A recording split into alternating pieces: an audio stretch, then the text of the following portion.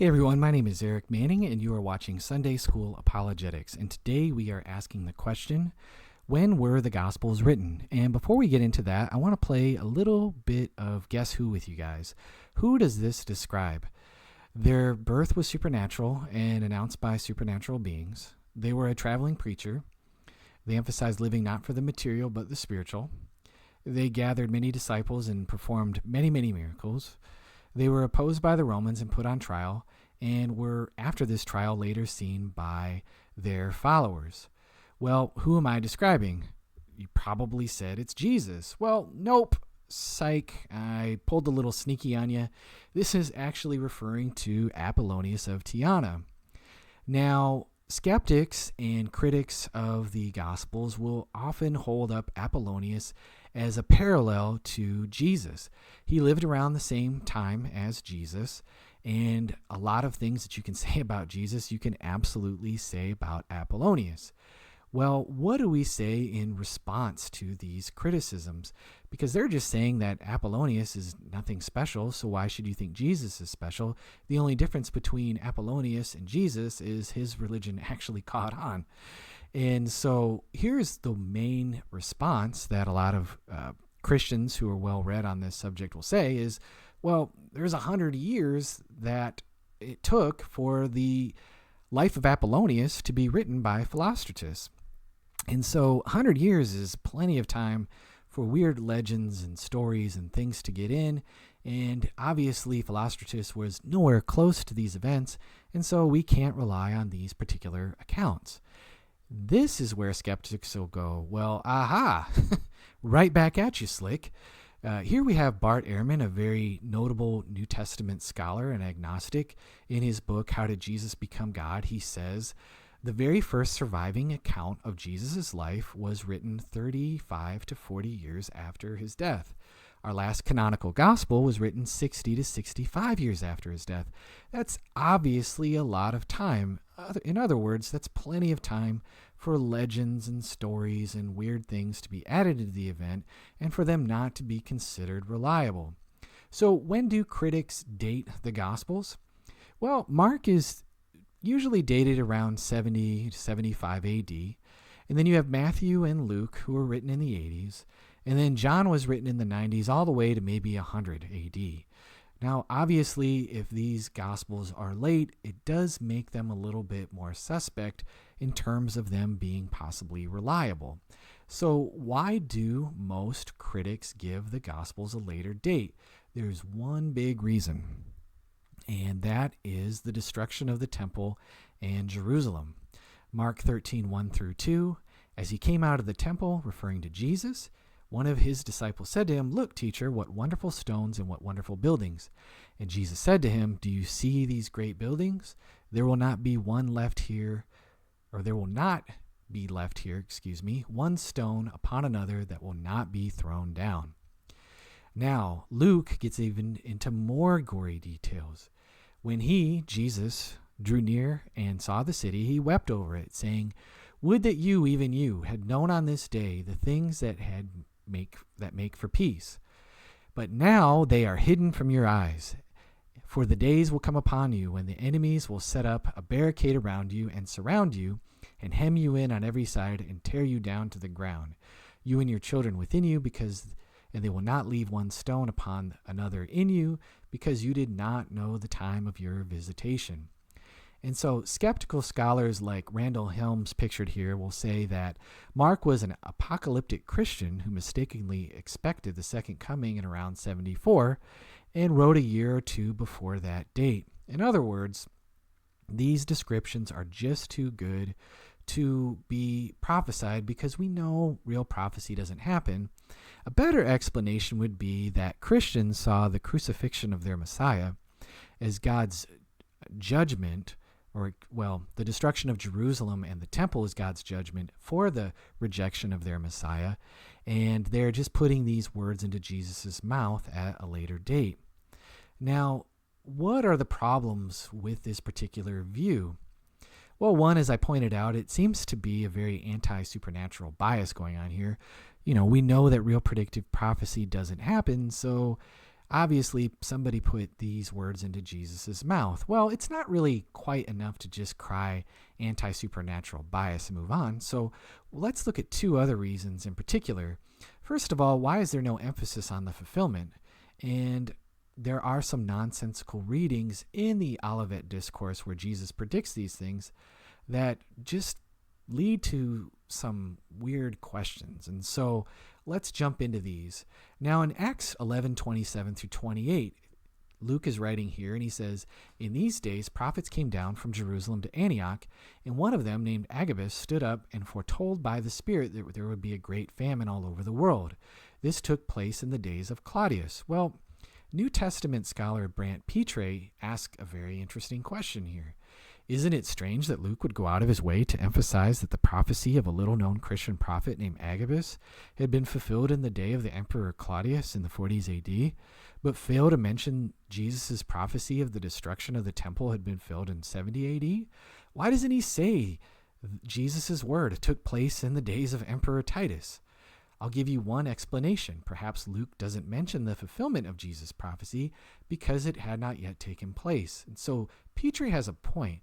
Why point to Agabus, this little-known prophet, and say, look, here's some prophecy, but the main character of the story, he's not going to mention that? It's a bit odd. Now, there's also nonsensical readings. Jesus says in Mark 13:14 and 18, "But when you see the abomination of desolation standing where it ought not to be, let the reader understand, then let those who are in Jerusalem flee to the mountains. Pray that it may not happen in winter." Matthew adds, "Pray that it doesn't happen in winter or on the Sabbath." Now, Dale Allison, not a particularly conservative New Testament scholar, asks a very interesting question. What would be the point of inserting an imperative to pray about a past event that does not take place at a particular time? The destruction of the temple happened in late summer. So pray that it doesn't happen in winter just doesn't make a whole lot of sense. Now, there's also Luke 21:21. He says, "When you see Jerusalem surrounded by the armies, then know that its desolation has come near. Then let those who are in Judea flee to the mountains, and let those who are inside the city depart, and let not those who are out in the country enter it." Well, what's the point of saying don't enter into the city if you're in the country when the city has already been destroyed? And so this command just doesn't make a whole lot of sense. And so E.P. Sanders, a very notable New Testament scholar, and again, not particularly conservative, a bit more of a moderate, says there is no material in Mark that must be dated after 70 AD. There are also New Testament scholars such as Maurice Casey and James Crossley who are atheists. They don't believe in predictive prophecy, and they date Mark into the late 30s, early 40s. And so these particular arguments don't necessarily hold as much water as the skeptics would like to give them credit for. They're just not as particularly powerful as they think. And so what would be some arguments for the early dating of the Gospels? Well, let's talk about a few of those. First of all, we have the death of Paul. Now, Luke follows the life and times of Paul very, very closely, and he ends the book of Acts with Paul appealing to Caesar and making his way to Rome and awaiting trial. And so for him all of a sudden to end the story there, if the gospel was written after 70 AD, is strange because Paul was executed in around 62 to 64 AD. And it's for this reason that a very notable German New Testament scholar from about 100 or so years ago, Adolf Harnack, writes, "We are accordingly left with the result that the concluding verses of the Acts of the Apostles, taken in conjunction with the absence of any reference in the book to the result of the trial of St. Paul and to his martyrdom, make it to the highest degree possible that the work was written at a time when Paul's trial had not yet come to an end." And Harnack has some other arguments too. He mentions in his book the death of Peter. Well, Peter is a very key figure in Luke and in Acts. He dies in 62 to 64 AD at the hands of the Romans, much like Paul. And yet Luke doesn't mention it in his gospel. This is very conspicuous by its absence. There's also the death of James. Now, this isn't James, the brother of John, the son of Zebedee, which is mentioned in Acts 12. This is James, the brother of Jesus, who was at the Council of Jerusalem in Acts 15 and plays a very key role in the early church. He is executed in around 62 AD, and we know this because it's written in Josephus.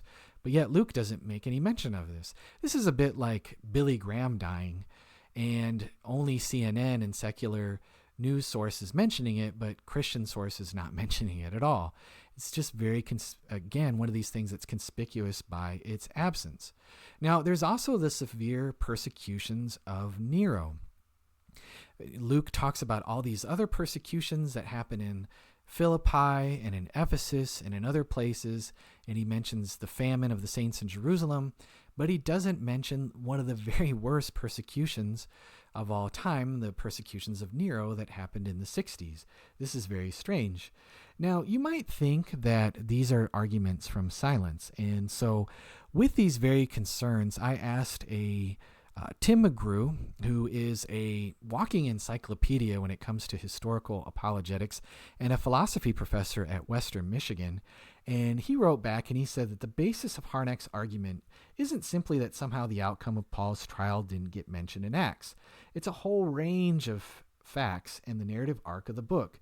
Neither the Neronian persecution, nor any special trouble with Rome, nor any hint of the fall of Jerusalem, nor the murder of James in AD 62 is stated or even suggested in Acts, though the straits of the saints in Jerusalem during a mere famine provoke relief efforts that are considered worthy of extended discussion.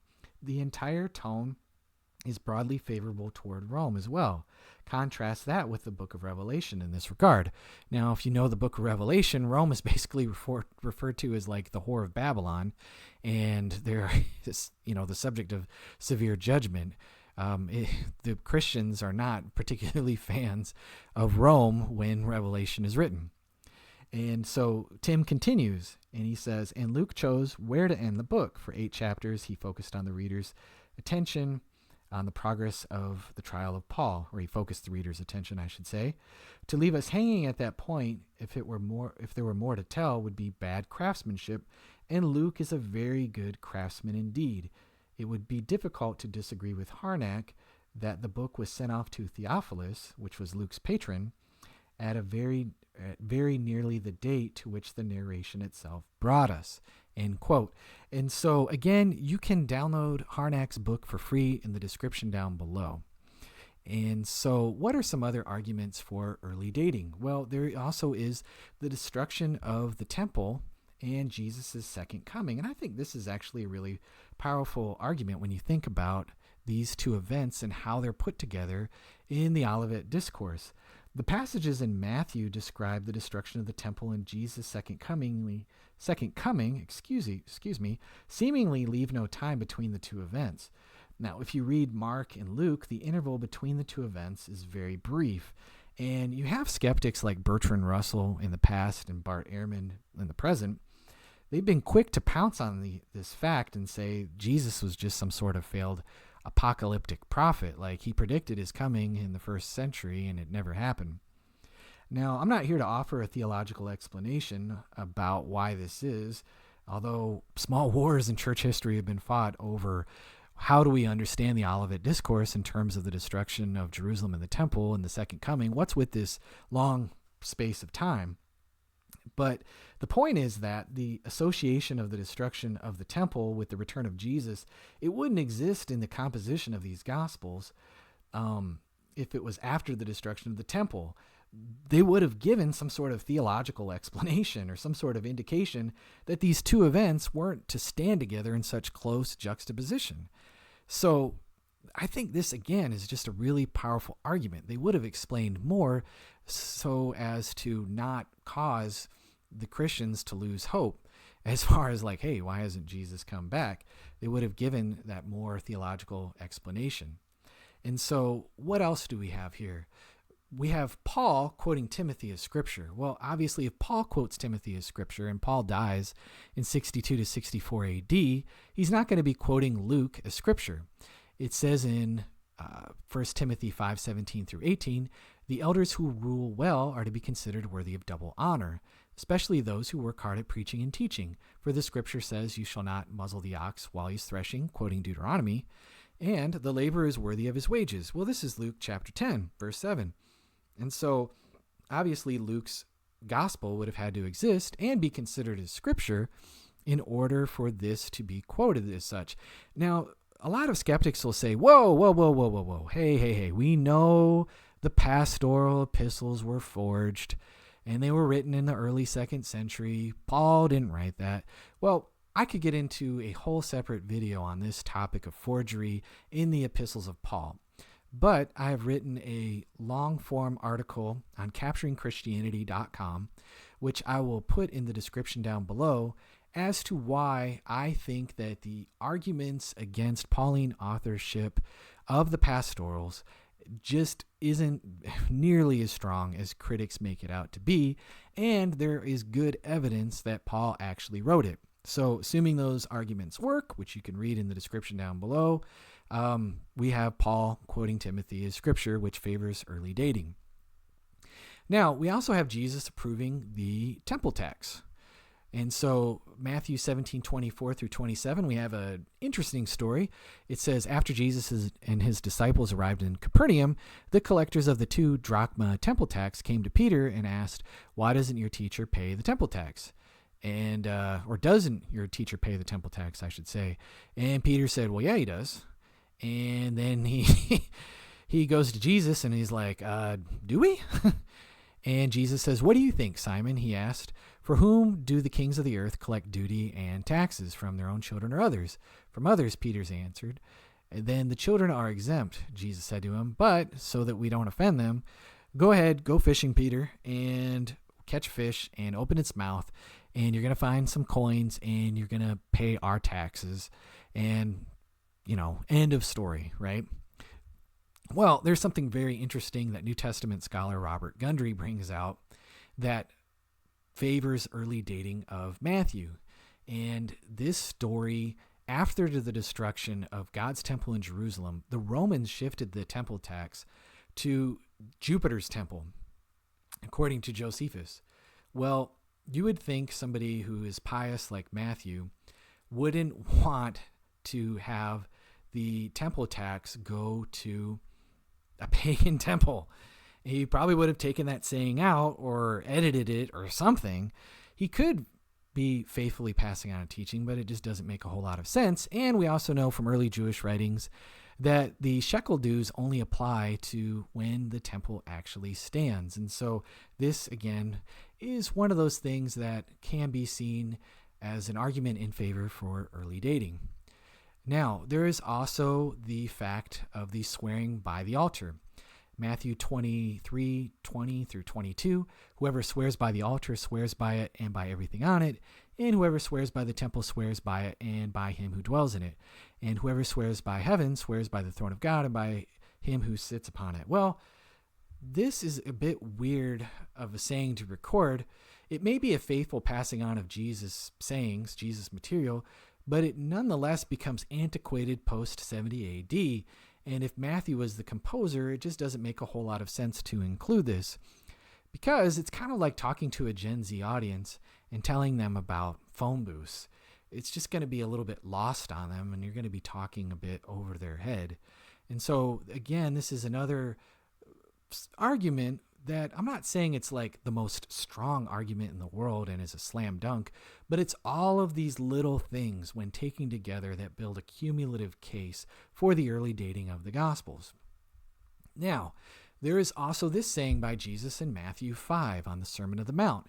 He says, so if you are offering your gift at the altar and there remember that your brother has something against you, leave your gift there before the altar and go. First be reconciled to your brother, and then come and offer your gift. Well, there's a problem with recording and passing on this saying as it is, and it's the fact that they couldn't obey it. If the temple is no longer standing, this teaching can't possibly be obeyed. Sure, there's a good principle there, and maybe Matthew is just passing on a Jesus saying, but again, it becomes antiquated like the others. Now, external evidence. You have Irenaeus writing in 180 AD, and he says that Matthew also issued a written gospel among the Hebrews in their own dialect while Peter and Paul were preaching at Rome and laying the foundations of the church. And so this is some external evidence. Again, it's dated a little bit later, but Irenaeus says that he knows of Polycarp, and Polycarp, he says, knows of the apostles and especially John. And so it is possible, at least, that this is some faithful tradition that's being passed on, and it does back up all the evidence that we've talked to at this point. Now, we also have this, and I find this to be a very fascinating passage of Scripture here. Again, this isn't a slam dunk to the early dating of the Gospels, but it does dovetail nicely with Paul quoting Luke as Scripture earlier, and we know that Luke, according to Acts at least, was a traveling companion of Paul. And it says in 2 Corinthians 8:18 through 19, we've sent along with him the brother whose fame in the things of the gospel spread throughout the churches. And not only this, but has also been appointed by the churches to travel with us to this gracious work. Well, who is he referring to? Well, this is New Testament scholar Albert Barnes writing in his commentary, and he says, it seems probable that Luke is the person referred to by the phrase whose praise is in the gospel throughout the churches.